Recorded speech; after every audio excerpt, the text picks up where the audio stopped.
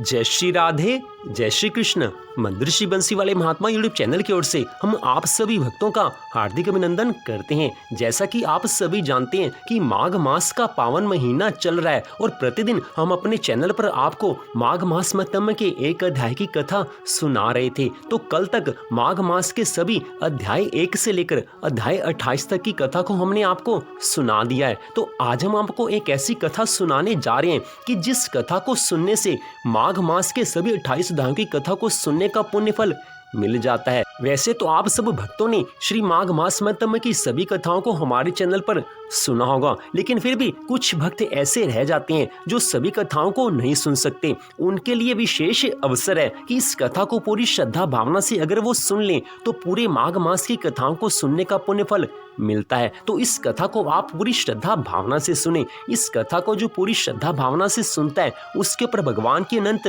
कृपा होती है। साथ में पूरे माघ मास की कथा को सुनने का पुण्य फल मिल जाता है। एक समय की बात है, सब ऋषि मुनियों ने महाराज सूत जी से कहा है कि हे महाराज, आप हमें माघ मास महात्म्य की कथा सुनाने की कृपा करें, जिस कथा को सुनकर मनुष्य का एक क्षण में उद्धार हो सकता है। वो कथा आप हमें सुनाने की कृपा करें। सूत जी महाराज इस बात को सुनकर कहने लगे हैं कि हे मुनिवरों, मैं आपको साधुवाद देता हूँ। आप भगवान को मानने वाले हो, आप भगवान के भक्त हो, इसलिए मैं अब आपसे एक ऐसी कथा का वर्णन कर रहा हूँ कि जिसको सुनने मात्र से सब मनुष्यों के पाप एक क्षण में नष्ट हो सकते हैं और उनके जीवन में भगवान की भक्ति अपने आप प्रकट हो सकती है। जो भी इस कथा को श्रद्धा भावना से सुनेगा उसके ऊपर भगवान की सदा के लिए अनंत कृपा हो जाएगी। उसके घर में महालक्ष्मी माँ का सदा के लिए वास हो जाएगा। सभी रिद्धि सिद्धियां उसके घर में सदा के लिए निवास करेंगी। इस कथा को आप पूरी श्रद्धा भावना से सुनना।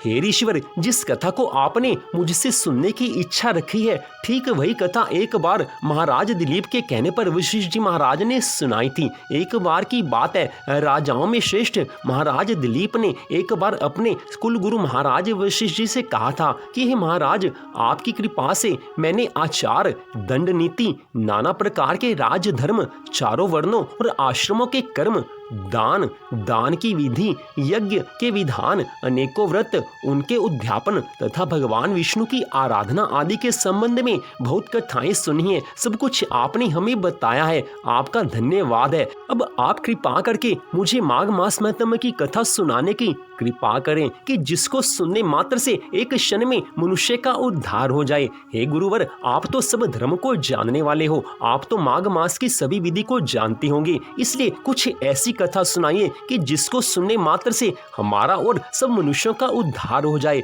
आज दिलीप जी महाराज के इन वचनों को सुनकर कुल गुरु वशिष्ठ जी कहने लगे हैं कि हे राजन, मैं तुम्हें माघ मास की महात्म्य की कथा सुनाने जा रहा हूँ। इसको श्रद्धा भावना से सुना। जो लोग माघ मास में इस कथा को सुनते हैं, माघ मास के सभी नियमों का पालन करते हैं, जो माघ मास में प्रातः स्नान के नियमों का पालन करते हैं, उनके ऊपर भगवान की अनंत कृपा होती है। माघ मास आने पर यह समझ लेना चाहिए कि भगवान ने अनंत कृपा की है। माघ मास के पावन महीने में जो कोई प्रातः काल स्नान के नियम का अच्छी तरह से पालन कर लेता है, वो अपनी 27 पीढ़ियों का उद्धार कर सकता है। हे राजन, केवल अपना नहीं, अपनी 27 पीढ़ियों का उद्धार वो मनुष्य कर सकता है जो माघ मास में स्नान के नियम का पालन कर लेता है। हे राजन, जो कथा आपने हमसे पूछी है उसका हम क्रमशः वर्णन करते हैं। पहले हम आपको बताने जा रहे हैं कि माघ मास में कैसे स्नान करना चाहिए।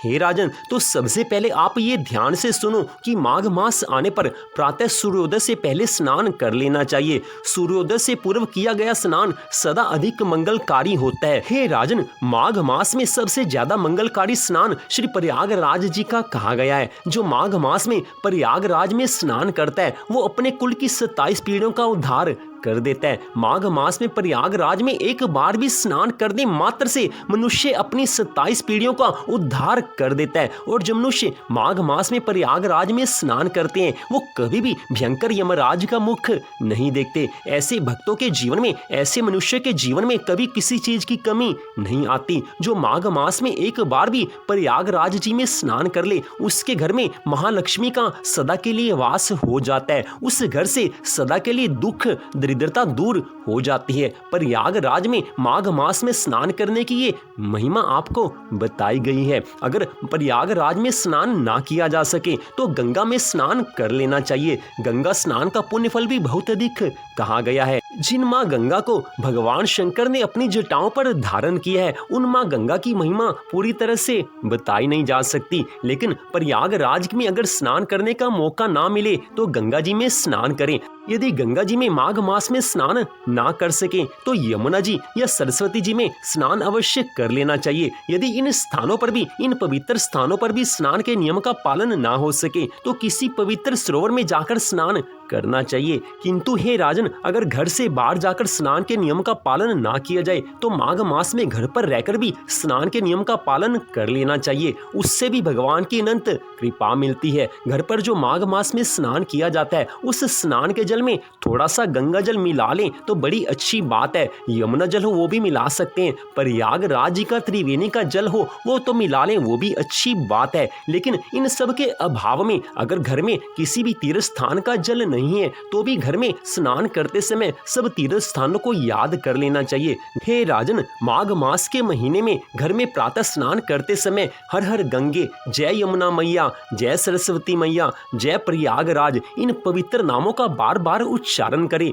बारंबार इन नामों का उच्चारण करने से इन सब जगह पे तीर्थ स्थानों में स्नान करने का पुण्य फल मिल जाता है। हे राजन, अगर माघ मास के पावन महीने में इस विधि से घर में स्नान किया जाए तो भी तीर्थ स्थान में स्नान करने के पुण्य का फल मिल जाता है। इसके पश्चात हे राजन, माघ मास के महीने में भगवान की कथा अवश्य सुननी चाहिए। श्री माघ मास महात्म्य की कथा तो अवश्य सुननी चाहिए। इसके साथ ही श्रीमद् भागवत महापुराण की कथा भी सुनी जा सकती है, श्री रामचरितमानस की कथा भी सुनी जा सकती है, श्री महाशिव पुराण की कथा भी सुनी जा सकती है, श्री विष्णु पुराण की कथा भी सुनी जा सकती है, श्री मार्कंडेय पुराण की कथा भी सुनी जा सकती है, श्री पद्म पुराण की कथा भी सुनी जा सकती है। हे राजन, यहाँ पर ध्यान देने वाली बात यह है कि श्री माघ मास महात्म्य की कथा तो अवश्य सुननी चाहिए। इसके साथ आप कोई भी कथा सुन सकते हो। इसके साथ ही भगवान के पवित्र नामों का जाप प्रतिदिन करना आवश्यक है। जिस नाम से आपका प्यार हो, भगवान के उसी नाम का जाप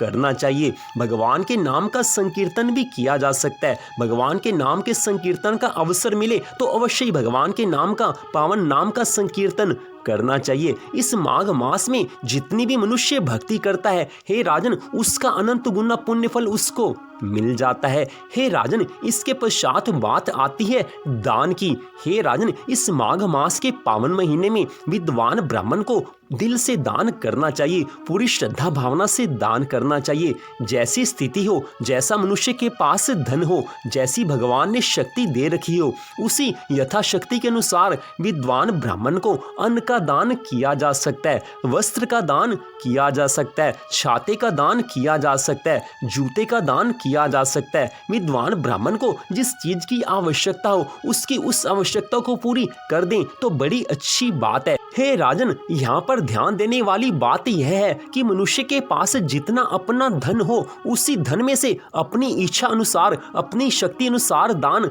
करना चाहिए, उसी का पूर्ण फल मिलता है। हे राजन, माघ मास के पावन महीने में जो हम प्रातः स्नान के नियम का पालन करते हैं, उसके पश्चात जो भगवान की हम कथा सुनते हैं, उसके पश्चात जो हम इस मास में दान धर्म इत्यादि करते हैं, पहली सबसे बात वो सब श्रद्धा भावना से करना चाहिए। अब मैं तुमको बताने जा रहा हूँ कि माघ मास में इन सब धर्मों के पालन से जो फल मिलता है वो क्या है। तो वो फल इस प्रकार है, इसको पूरे ध्यान से सुनना। हे राजन, जो मनुष्य माघ मास के इस पावन महीने में प्रातः स्नान के नियम का, उसके पश्चात भगवान की कथा सुनने के नियम का, उसके साथ ही दान के नियम का पालन अच्छी तरह से करता है, उसके घर में महालक्ष्मी माँ की अनंत कृपा होती है। उसके घर में सदा के लिए धन संपत्ति का वास हो जाता है। ऐसे मनुष्य की 21 पीढ़ियों का उद्धार एक क्षण में हो जाता है। ऐसे मनुष्य जो इन धर्मों का पालन करते हैं उनको कभी प्रेत योनि में नहीं जाना पड़ता।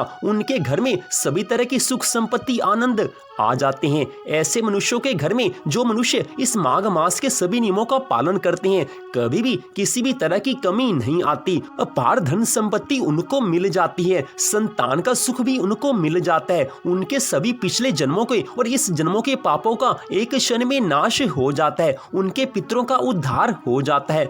कहाँ तक कहें कि जो माघ मास के सब नियमों का पालन करता है, स्नान के, कथा सुनने के, उसके पश्चात दान के नियम का पालन करता है, उसने अपने जीवन में सब तरह के पुण्य कर्म कर लिए, ऐसा मानना चाहिए। माघ मास में आने पर सदा ये सोचना चाहिए कि भगवान ने अनंत कृपा की है, इस माघ मास में सदा हम नियम से रहेंगे। ये सोचकर सदा भगवान की भक्ति आराधना करनी चाहिए। हे राजन, जैसी कथा आपने मुझसे पूछी थी उसी कथा का मैंने आपसे वर्णन कर दिया है। इस प्रकार जब वशिष्ठ जी महाराज ने महाराज दिलीप को ये कथा सुनाई तो उसके पश्चात महाराज दिलीप ने वशिष्ठ जी महाराज को दंडवत प्रणाम किया है और उनको बार बार धन्यवाद किया है। तो इस प्रकार महाराज दिलीप के कहने पर वशिष्ठ जी महाराज ने जो कथा सुनाई थी वही कथा हमने आपको यहाँ पर सुनाई है। तो माघ मास के इस पावन महीने में अगर आपने सभी माघ मास की कथाओं को नहीं सुना तो इस कथा को सुनने मात्र से सभी अध्यायों की कथा को सुनने का पुण्य फल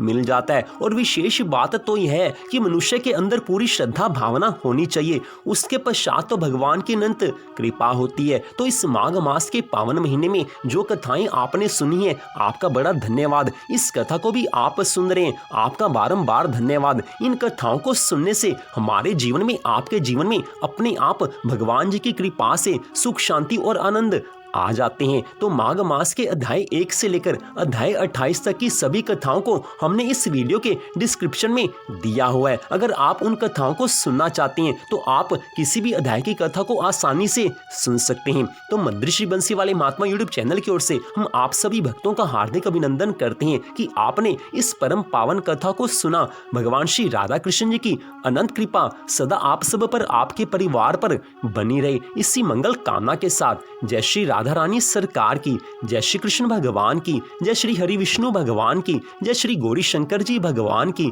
जय श्री माघ मास महात्म्य की। जय जय श्री राधे, जय जय श्री राधे, जय जय श्री राधे श्याम।